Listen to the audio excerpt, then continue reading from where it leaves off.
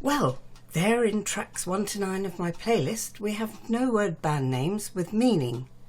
Coming up in the second half are band names like ABC, EMF, TLC and UFO, where the meaning is at least more obscure and sometimes plain unfathomable, like the KLF. Although the KLF, track 10 on my playlist, were contemporaries of New Kids on the Block, differences between the two acts are striking. Where NKOTB lifted the mood, put smiles on faces and got audiences singing along, KLF had some serious attitude and remained hell-bent on challenge and disruption. The British electronic duo of Bill Drummond and Jimmy Cauty formed originally as The Jams in London 1987. They began releasing hip-hop inspired, heavily sampled records and had soon changed their name to the Time Lords.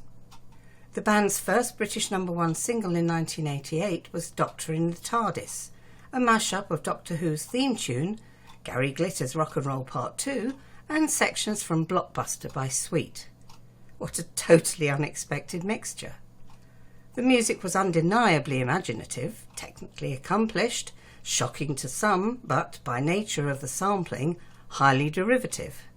The resulting sound can only be described as 1980s novelty electro pop. Changing their name again to KLF, they pioneered the stadium house genre. That's rave music with pop rock production and sampled crowd noise. We've got a pattern emerging here, mixing the seemingly unmixable. By 1990, their album Chill Out had moved on to the ambient house genre, a combination of acid house and ambient music. Against all the odds, they were the world's biggest selling singles act in 1991.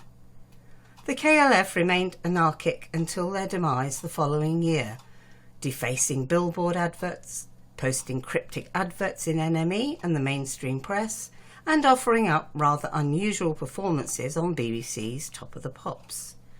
In collaboration with the British heavy metal band Extreme Noise Terror, they fired machine gun blanks into the audience at the 1992 Brit Awards and dumped dead sheep at the after-show party.